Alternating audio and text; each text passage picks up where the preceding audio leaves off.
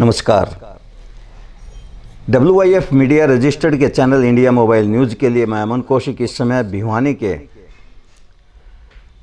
बहुत ही बड़े सामाजिक व्यक्तित्व श्री वेद पुजारी के घर पर हूँ। वेद पुजारी जी भिवानी के वो व्यक्तित्व हैं जिनके बारे में आज आप बहुत कुछ जानेंगे जो आपको पहले पता नहीं था। आप इस कार्यक्रम का आनंद लीजिए और हमारे इस कार्यक्रम का जो मकसद है वो ये है कि वेद जी ने जो हमारे समाज को, हमारी भिवानी को, हमारे राष्ट्र को, हमारे देश को जो सेवा दी है उसके लिए आज WIF मीडिया रजिस्टर्ड इनको सम्मानित करता है, इनको सम्मान पत्र प्रदान करता है और ये गर्व से कह रहा है कि वेद पुजारी जी आप पर हिंदुस्तान को गर्व है। वेद पुजारी जी, सबसे पहले तो आपने समय दिया इस संकट के दौरान, मैं इसके लिए आपका शुक्रिया अदा करता हूं। आपका हमारे कार्यक्रम में हार्दिक स्वागत है। धन्यवाद। दर्शकों, सबसे पहले मैं आपको एक व्यक्तिगत इनकी बात बताता हूं कि इनके 4 पुत्रियां हैं, एक लड़का है और शिक्षा के महत्व को इस परिवार ने किस प्रकार से आत्मसात किया है इसके बारे में ये स्वयं बताएंगे और ये एक प्रेरणादायक बात है आप सबके लिए, ऐसा आप महसूस भी करेंगे। वेद जी, आपके 4 लड़कियां हैं, बहुत ही ऊंचा मुकाम उन्होंने जिंदगी में हासिल किया हुआ है। ये कैसे प्रेरणा मिली और इसकी शुरुआत कैसे हुई और किस प्रकार से आपने ये सब कुछ किया, मैं चाहूँगा हमारे दर्शकों को आप अवश्य बताएं। अमन जी, ऐसा है, सरकार ने तो अभी एक नारा लगाया है बेटी बचाओ और बेटी पढ़ाओ, लेकिन मेरी शादी के बाद से जब से बच्चे हुए, पहले शुरू में 4 बेटियां हुई, तो कभी भी दिमाग में ये नहीं था, अभी बेटा और बेटी मैंने कभी फ़र्क नहीं समझा। और मैं समाज से भी यही कहूँगा भी बेटा और बेटी में कोई फ़र्क न समझे। 4 बेटियां हैं, बड़ी बेटी गुड़गांव में प्रोफेसर है, उससे छोटी बेटी अर्जेंटीना में एनवायरनमेंट मिनिस्टर है और वहाँ की राज्यसभा की मेंबर है। अब उसके पास 2 देशों का चार्ज है। अब UAE में डायरेक्टर 7 कंट्री जो यूनाइटेड एमिरेट्स हैं, 7 देशों पर वो director of environment and sciences है। ये भिवानी के लिए बड़े फ़ख्र की बात है और हमारे देश के लिए फ़ख्र की बात। और शायद उसकी जगह बेटा होता तो इतना ना कर पाता, बेटी ने इतना किया जी। तीसरे नंबर की जो बेटी है वो न्यूजीलैंड में है, दामाद भी वहीं है। चौथे नंबर की बेटी है वो चंडीगढ़ हाई कोर्ट में है, वहीं वकील है और जुडिशरी की तैयारी कर रही है। बेटा है वो एक प्राइवेट कंपनी में सीनियर मैनेजर है। तो जब ये बेटियां हुई तो मेरे दिमाग में यही था भी एक को डॉक्टर बनाऊंगा, एक को प्रोफेसर बनाऊंगा, एक को वकील बनाऊंगा, एक को, और भगवान की ऐसी कृपा रही, चारों उसी तरह अपने फील्ड में गई। तो मैं समाज से भी ये कहूँगा बेटे में और बेटी में कोई फ़र्क नहीं, बेटियां अपना भाग्य लेके। मेरी माता जी कहती थी भाई बेटी अपना भाग लेकर आओ, तो वो अपना भाग्य लेके आती हैं और 2 परिवारों का भरण पोषण करती हैं, उनको ऊंचाइयों तक पहुंचाती हैं। ये है जी परिवार के बाद। वेद जी, बहुत ही प्रशंसनीय बात है, बहुत ही काबिले तारीफ है कि आपने अपने परिवार को शिक्षा प्रदान करके इतना सुदृढ़ बनाया और अपनी बेटियों को इस मुकाम तक पहुंचाया। WIF मीडिया रजिस्टर्ड और हमारे दर्शकों की तरफ से आपको बहुत बहुत साधुवाद और हम कामना करते हैं कि वो सदा सुखी रहें, संपन्न रहें और स्वास्थ्य उनका बना रहे। धन्यवाद। वेद जी, फिलहाल हमारे देश में कोविड-19 के कारण, कोरोना के कारण लॉकडाउन लगा हुआ है। हम आपके विचार जानना चाहते हैं कि हमारी जो केंद्र सरकार है, राज्य सरकार है, क्या वो इसको सही प्रकार से टैकल कर रही है? मैं चाहता हूं कि आप अपने विचारों से हमारे दर्शकों को अवगत करवाएं। अमन जी, ऐसा है, आपने जो प्रश्न किया बहुत ही अच्छा प्रश्न। मैं ये समझता हूँ समाज और देश से ऊपर पार्टी नहीं होती।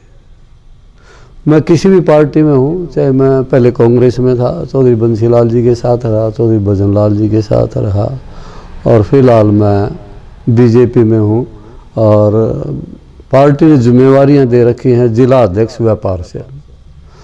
लेकिन कोई भी पार्टी हो, मेरा सोचना ये है राजा जब मजबूत होगा ना जी तो देश आगे बढ़ता है। अभी तक मेरी 68 मैं 68 साल का हो गया, तो मैंने देखा है 62 में जब चाइना से लड़ाई हुई, हमारे पास साधन भी कम थे, लेकिन सबसे बढ़िया बात तो ये है जी कि हमारे देश में लोग अपने राजा की बात को बड़ा महत्व देते हैं जी। अब आप देखेंगे ये लॉकडाउन के लिए अभी जो कोविड-19 है जी। ये महामारी है, इसके लिए जो जंग है, आप जापान में देखो, चाइना में देखो, इटली में देखो, उन देशों में बहुत बुरा हाल है।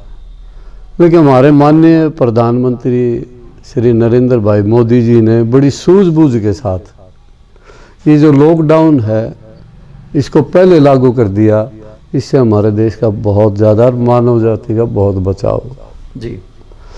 आज तक इसका वैक्सीन नहीं बना जी। अब मेरी अपनी बेटी से भी बात होती है क्योंकि वो साइंटिस्ट है, तो मैंने उससे पूछा इसका कोई तोड़, इसका मेरे पापा जी इसमें अमेरिका में जो रहती है ना, वो अर्जेंटीना में अर्जेंटीना। साइंटिस्ट है वो। अच्छा। वहाँ उन देशों में, ब्राज़ील वगैरह में जब महामारी चली थी, वो थी जीका वायरस, उसके एंटीबायोटिक में भी उसका काफ़ी योगदान रहा मारने के। अच्छा। अब मैं उससे कहता हूँ बेटी इसके बारे में कोई ऐसी दवा, मेरे पापा जी क्या है कि कोई भी रिसर्च अगर करो, वैक्सीन अगर बनाओ तो उसमें टाइम लगता है 1 से 1.5 साल तक। पहले उसको हम चूहों पर, खरगोश पर, उस पर एक्सपेरिमेंट करते हैं, उसके बाद मानव पर करते हैं, फिर वो हमें परमिशन मिलती है। तो ये है लंबा प्रोसीजर।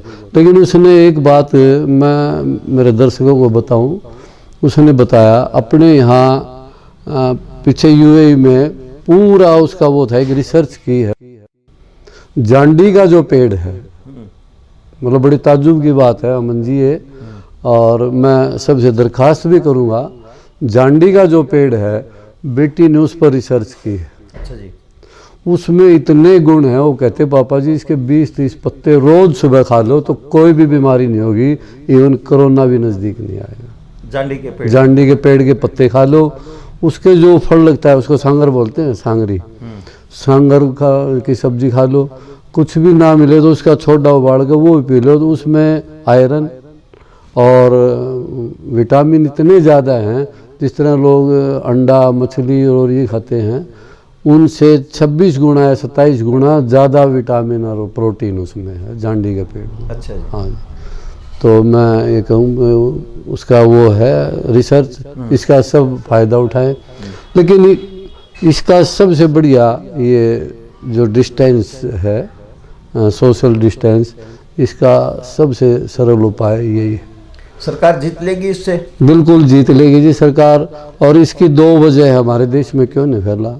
एक तो हमारे यहाँ नॉन वेज का प्रचलन कम है, दूसरा मोटा अनाज जो खाते हैं हम, ये 2 ऐसी वजह हैं जिनसे प्रभाव कम पड़ता है इस बीमारी।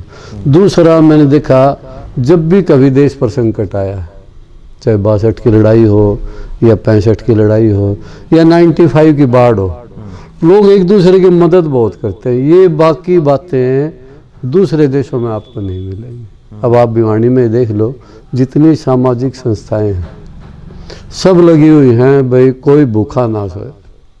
हमारे प्रधानमंत्री जी की तरफ से भी यही रिक्वेस्ट होती है, हमारे मुख्यमंत्री श्री मनोहर लाल जी खट्टर वो भी यही कहते हैं, और उनकी एक आवाज़ से आप ये देखो, उन्होंने जब वो लॉकडाउन शुरू किया तो एक रोज़ बताया भाई आप स्वागत के लिए तालियां बजाए। हर घर में आपने देखा होगा तालियां बजाई, किसी ने घंटी बजाई, किसी ने गड़ावड़ बजाई, शंख बजाया। तो मजबूत राजा जब नेतृत्व मजबूत हो तो मुश्किल से मुश्किल लड़ाई भी हम जीत जाए। बात बिल्कुल सही कह रहे हैं वेद जी कि मजबूत राजा हो तो राष्ट्र मजबूत होता है, देश का आम जनमानस भी मजबूत होता है। वेद जी, जैसा कि आपने बताया कि भिवानी की अनेकों संस्थाएं इस समय बड़ी ही सेवा भाव से लगी हुई हैं, लेकिन थोड़ा सा ये सवाल उस समाज के बारे में जिस समाज से आप आते हैं।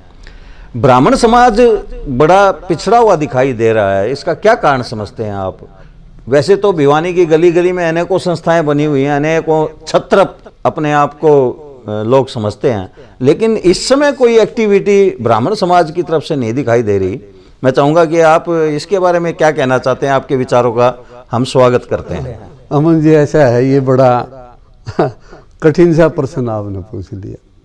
अब जिस तरह मैं ब्राह्मण समाज से हूँ तो कुछ एक वैसे कहना नहीं चाहिए, लेकिन फिर भी आपने प्रश्न कर दिया तो मैं जवाब देना बनता है। अभी मैं जिस तरह पक्षियों को दाना डाल के आता हूँ, गौशाला में गाय को भी चारा दे के आता हूँ, लेकिन कभी भी ये नहीं सोचा भी मैं गाय को चारा डालते हुए अपना फोटो खिंचवा के आऊँ जी। ब्राह्मण जो है वो काम तो करते हैं, लेकिन वो दिखावा कम करते हैं। आप कहीं भी देखोगे, मान लो 20 आदमी किसी संस्था में हैं तो उसमें 2, 4, 5, 10 इस समाज से भी मिले होंगे, लेकिन वो ये कोशिश नहीं करते भी जो फोटो खींचेगा तो हम आगे खड़े हो जाएंगे। ये या तो उनका अहम समझो या ये समझो भी उनका योगदान नहीं होता होगा। तो इसके बारे में ज़्यादा कुछ कहना जातिवाद के बारे में अच्छा भी नहीं समझता। चलिए वैद्य जी, आप ज़्यादा नहीं कह रहे हैं, लेकिन जितना कहा उससे काफ़ी बातें क्लियर हो रही हैं। आपने अभी बताया था कि जैसा कि आप भिवानी के ऐसा कोई राजनीतिक व्यक्तित्व नहीं है जिसके संपर्क में न रहे हों। वैद्य जी, एक बहुत बड़ी समस्या है कि हमारी भिवानी का जो युवा है वो सुबह, अब तो खैर बंद है सब कुछ, वो सुबह 6:30 बजे, 6:45 बजे की ट्रेन पकड़कर सिरसा एक्सप्रेस से दिल्ली कमाने के लिए जाता है। यदि मैं ऐसा कहूं कि भिवानी पूरा दिन शक्ति विहीन, युवा शक्ति विहीन रहता है, तो इसमें कोई अतिशयोक्ति न होगी। तो ये जो भिवानी के अंदर बड़े बड़े दिग्गज जो है चुनाव लड़कर जीते हैं, मुख्यमंत्री, रक्षा मंत्री तक लोग रहे हैं, और वर्तमान में तो केंद्र और राज्य सरकार का एमएलए भी रहा है। तो ये जो भिवानी इस दुनिया का सबसे एक प्रकार से पिछड़ा हुआ जो शहर है, इसका आप क्या कारण मानते हैं? आज तक का जो राजनीतिक विश्लेषण है, मैं चाहूँगा हमारे दर्शकों से आप अपने विचारों को अवश्य ही रूबरू करवाएं। अमन जी, ऐसा है, 79 में मैंने कांग्रेस ज्वाइन की थी। अच्छा जी। 79 में, और मैं चौधरी बंसीलाल जी के संपर्क में आया। और हमेशा एक बात रहती है जी, भाई मैं झूठ नहीं बोलता। अगर किसी की जान बचती हो ना मेरे झूठ बोलने से, तो मैं झूठ बोल दूंगा, अदरवाइज मैं झूठ बोलता ही नहीं। ये बात चौधरी बंसीलाल जी को बहुत पसंद थी। अच्छा। अगर कई दफ़ा देखो, वो बहुत बड़े थे मेरे से उम्र में भी, लेकिन जो भी काम करते वो मेरे से सलाह जरूर लेते, बेदी यो काम ठीक रहेगा। तो मैं कहता बाबू जी मैं तो क्या बोल रहा ना, तो सही बताओगा। मैं और एक हमारे मेरे दोस्त थे बाबू शिव कुमार जी अग्रवाल, भिवानी के लोग काफ़ी जानते होंगे उनको।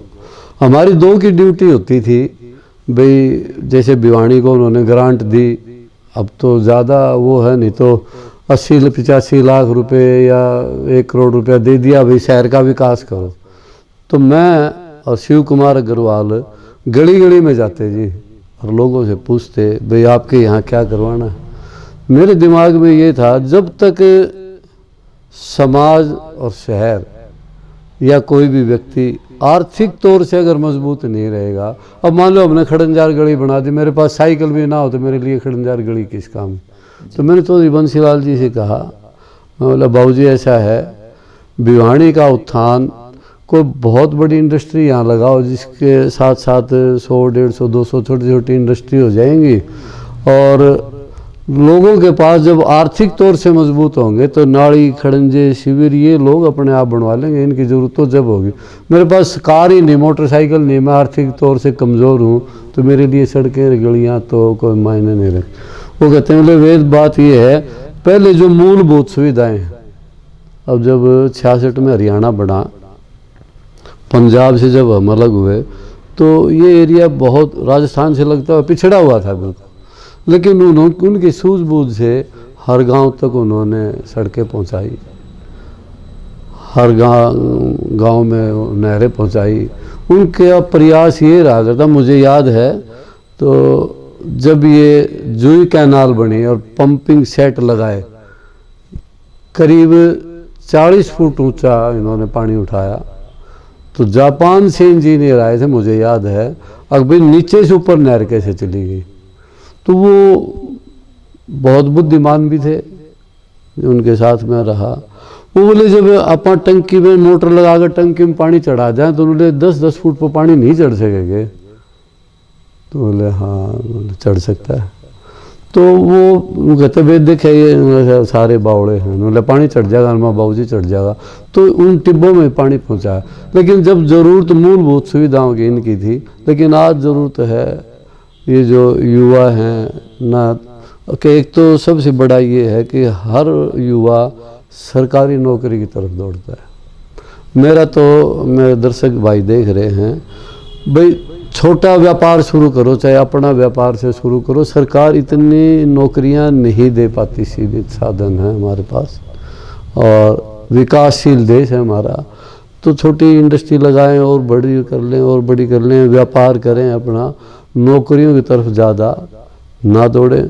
और एक और है, हमारे देश में जितने भी वैज्ञानिक हैं, डॉक्टर हैं, साइंटिस्ट हैं, वो हमारे देश की बजाय बाहर दौड़ते हैं।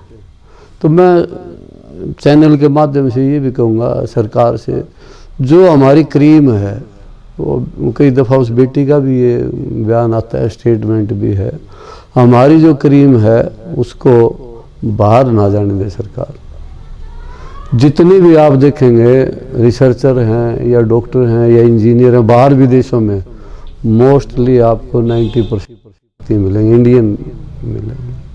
तो ये बाहर जाए, हमारा देश तो वैसे सोने की चिड़िया था है, और मोदी जी के हाथों में पहुंच गया, सोने की चिड़िया फिर बन जाएगा। पूरे विश्व में अगर आप देखेंगे तो कोई भी देश है, उसका जो अध्यक्ष है, चाहे वो प्रेसिडेंट है या प्राइम मिनिस्टर है, आज वो भारत के विकास की तरफ देख रहा है, मोदी जी के मुंह की तरफ देख रहा है। भाई मोदी जी की जो योजनाएं हैं वो सफल हैं, और 130 करोड़ भारतीय मोदी जी की एक आवाज़ पर उनके कहने के अनुसार चलने के लिए तैयार। ये सबसे बड़ी जीत है हमारी। वेद जी, जैसे कि आपने बताया आप भारतीय जनता पार्टी के व्यापार सेल के शहर के अध्यक्ष हैं, तो इस लॉकडाउन के दौरान जो हमारे व्यापारी भाई मुश्किलात का सामना कर रहे हैं, तो उनको आप कैसे ढाढ़स बंधाएंगे, उनको क्या करना चाहिए, क्या नहीं करना चाहिए? मैं चाहता हूं कि आप अपने विचारों से हमारे व्यापारी भाइयों का मार्गदर्शन करें। ऐसा है अमन जी, किसी भी टारगेट को गोल को अचीव करने के लिए सेक्रीफाइस ज़रूरी है जी। ये यज्ञ है कि देश इस संकट से निकल जाए। और मोदी जी ने जैसे कहा, अगर मान लो जीवन ही नहीं होगा तो फिर आगे उसकी भी क्या जरूरत। तो जीवन बचाना ज़्यादा ज़रूरी है। व्यापार तो फिर भी चलता रहेगा। मंदी क्या है कि व्यापारी एक बात बोलता है, मंदी तेजी आती रहती है, तो कोई बात नहीं, मंदी है, इसके बाद तेजी भी आएगी। और हर व्यापारी को बड़ी हिम्मत से काम लेना चाहिए, सरकार की मदद करनी चाहिए, और सोशल डिस्टेंस बड़ा ज़रूरी है, ये भी रखना चाहिए। व्यापार तो फिर आ जाएंगे पटड़ी पर, कोई नहीं। अब कल ही मैंने देखा 1 लाख करोड़ RBI ने दिया है किसानों के लिए, व्यापारियों के लिए, छोटे उद्योगपतियों के। ऐसी कोई हमारे देश में किसी भी चीज़ की कमी नहीं है, सारा सब कुछ पटड़ी पे फिर आ जाएगा। थोड़ा सा संकट है, संकट खत्म होने के बाद पटड़ी पर एक बार फिर से हमारा देश जरूर आ जाएगा। जैसे कि अक्सर सुनने में आता है कि ब्राह्मण को जातिवादी कहा जाता है, और ये कहा जाता है कि इसने जाति व्यवस्था ब्राह्मण ने फैलाई।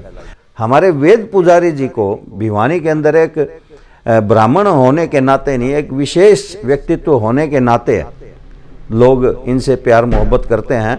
ये अपने श्रीमुख से बताएंगे कि जातीय जो एक व्यवस्था है उसको इन्होंने किस प्रकार से तोड़ा है, और उसको ये जो पूर्वाग्रह से लोग ग्रसित हैं उनको इन्होंने कैसे समय समय पर माकूल जवाब दिया है। अमन जी, ऐसा है, मैं जातिवाद में विश्वास नहीं रखता कभी भी जी। तो मजाक में मैं फिर दोबारा से उनका वो नाम लूँ, चौधरी बंसीलाल जी के मैं काफ़ी नज़दीक रहा। बल्कि वो हमारे यहाँ गृह राज्य मंत्री थे बाबूराम भजन जी, और हमारे बड़े भाई चौधरी सुरेंद्र सिंह जी, उनको भी अगर कोई मान लो काम की ऐसी ज़रूरत हो तो पर्ची मेरे को दिया करते, वेद बाबू जी पर काम कराइए, तो पर्ची देख कहाँ से करते, वेद या टाली नहीं दी होगी। मैं हाँ बाबू वो विश्वास करते थे।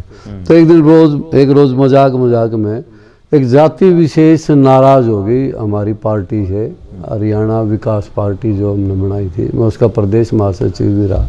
अच्छा जी। तो एक जाति विशेष नाराज़ हो गई, 7 गांव जो हैं उस बेल्ट के नाराज़ हो गए। मैं और सुरेंद्र सिंह और बाबू राम प्रताप शर्मा क्या कि अक्सर जब भिवानी में होते थे तो सुरेंद्र सिंह मेरे कहता चल बे थारा हल्का का दौरा कराया वहाँ, तो मैं उनको लेके जाता। तो जब हम गांव में पहुँचे तो सुरेंद्र सिंह जो ही गलियों से निकला तो वो जो हमारे साथी थे वो मुंह फेर के लेट जाते। तो देखा 10-5 जगह गए, बोले बेद सारा गांव मुंह फेरा से क्या बात। मैं बोला अपने से नाराज़ हैं, क्योंकि मैं स्पष्टवादी, मैं ये अपने से नाराज़ है। बोले क्यों? मैं बोले एक माइनर चौधरी बंसीलाल जी ने निकाली है और उसमें इन 7 गाँव की ज़मीन गई, उसमें इनका भी अधिकार था भाई, कम से कम और कुछ ना, खेतों के लिए पानी नहीं मिल सकता तो तालाब में जोड़ में जो हमारे पशु हैं, पशुधन है, उसके लिए एक मोरी देते। मुआवजा तो दे दिया सरकार ने, लेकिन अधिकार तो उनका, मैं इसलिए नाराज़ है।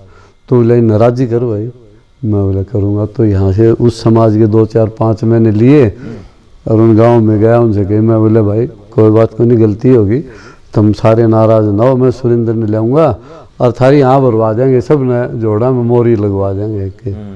तो 10 दिन बाद जब मैं सुरेंद्र सिंह को ले गया तो वो जिंदाबाद जय का, मेरे वेद के कराया। मैं बोला ये सब तरीके हैं।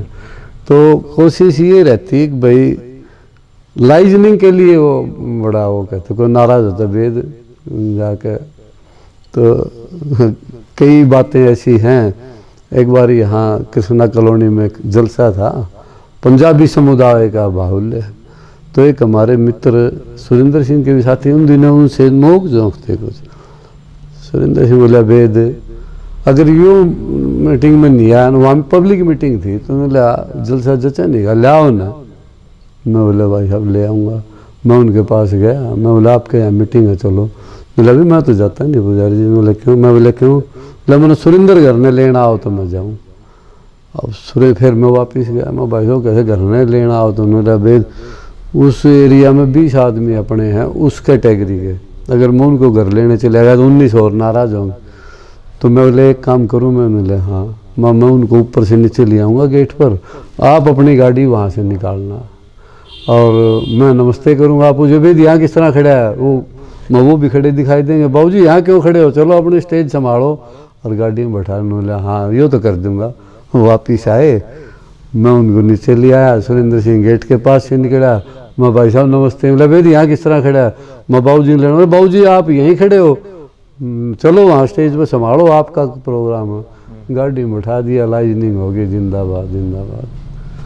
आपने जैसा बताया था कि आप 5 रूप आपके वो हाँ, एक दिन तो बंसीलाल जी से बात हुई। बोला बेद ये तो यदुवंशी हीरो की बेल्ट थी, ये किस तरह राजी हुए?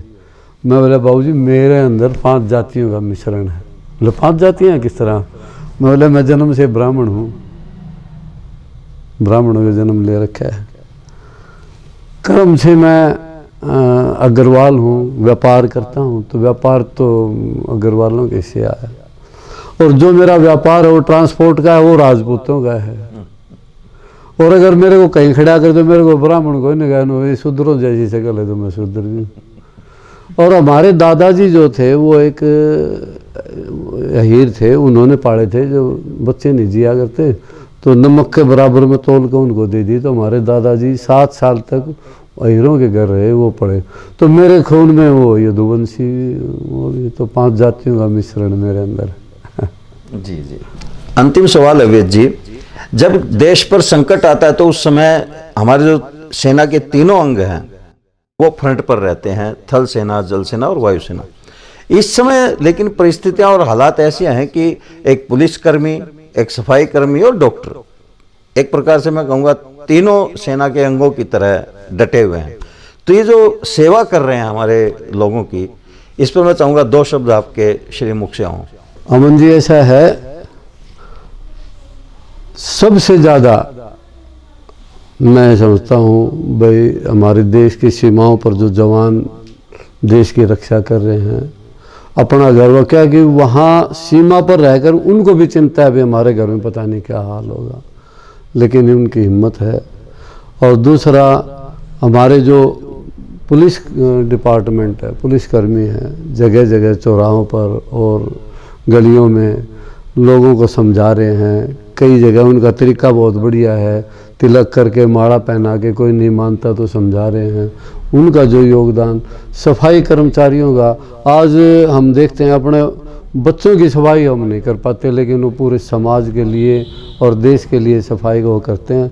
लेकिन ये लॉकडाउन का ये होने के बाद कोई प्रोग्राम मेरे दिमाग में पहले से ही था, अब भाई जितने हमारे यहाँ कोई भी छुट्टी आया हो या फौजी भाई हैं या जितने पुलिस वाले हमारे ज़िले के कोई बड़ा प्रोग्राम करके या सफाई कर्मचारी हैं, मैं अपने स्तर पर, और अपना आज कहना तो मैं ज़्यादा वो नहीं समझूंगा, लेकिन अपने स्तर पर कोई बढ़िया प्रोग्राम करके उन सबको सम्मानित करने का, वो चाहे SHO हो या DSP हो, SP हो या नीचे तक का कर्मचारी हो या सफाई कर्मचारी, एक प्रोग्राम बनाएंगे और उनको सबको पूरे शहर की तरफ से सम्मानित करेंगे। उनका बहुत बड़ा योगदान है इस लड़ाई में। वेद जी, जैसा कि सभी जानते हैं, भिवानी के अंदर आपका व्यक्तित्व, मेरे ख्याल से ऐसा कोई व्यक्तित्व नहीं होगा भिवानी का जो आपको न जानता हो। और आपकी सामाजिक सेवाएं, राष्ट्र के प्रति आपके उत्तरदायित्व को आपने पूरी तरह से, और ये जो सबसे बड़ी बात है, आपने अपनी जो सुपुत्रियां हैं उनको जिस मुकाम पर पहुंचाया है, ऐसे अनेकों कार्यों के लिए हमारा WIF मीडिया रजिस्टर्ड आपको एक सम्मान पत्र से सम्मानित कर रहा है। मैं चाहूँगा आप इसे सहर्ष स्वीकार करें और हम भविष्य में भी आपसे आशा करते हैं कि आप इसी प्रकार से मानवतावादी कार्य करते रहें। धन्यवाद जी। आपने जो, मैं आदेश ही कहूँगा, मैं तो चरण रज हूँ, वैसे भी कोशिश यही रहती है, सेवा भाव है, सेवा करता रहूँ। आपने जो मान दिया, सम्मान दिया, और ये जो मौका आपने WIF पर बोलने का दिया, इसके लिए मैं बहुत बहुत आपका आभारी हूँ, धन्यवादी हूँ। और अपने शहरवासियों से, प्रदेशवासियों से मेरी यही रिक्वेस्ट है, ये जो महामारी की लड़ाई है ये ज़्यादा लंबी नहीं चलेगी, सब मिलजुल के इससे पार जाएंगे। सोशल डिस्टेंस का जो फार्मूला है, अब ये एक ही दवाई है हमारे पास, सोशल डिस्टेंस का, इसका पालन करें। और जैसा भी हमारे प्रधानमंत्री श्री नरेंद्र भाई मोदी जी या मुख्यमंत्री जी जो भी आदेश दें, उनका पालन करें, हम इनसे पार निकल जाएंगे। धन्यवाद। जय। वेद जी, आपने अपने इस लॉकडाउन के दौरान, मैं समझता हूं कि आराम तो खैर ख़त्म हो गया होगा, आपने समय दिया और अपने विचारों से हमारे दर्शकों को अवगत करवाया। मैं आपका शुक्रिया अदा करता हूं, आपका बहुत बहुत धन्यवाद। दर्शकों, ये थे श्री वेद पुजारी जी, जो भिवानी के सेवाभावी व्यक्तित्व के रूप में विख्यात हैं। अगली बार एक और शख्सियत के साथ मैं आपके समक्ष पेश होऊंगा। तब तक मुझे अमन कौशिक को दीजिए इजाज़त। जय हिंद। जय हिंद।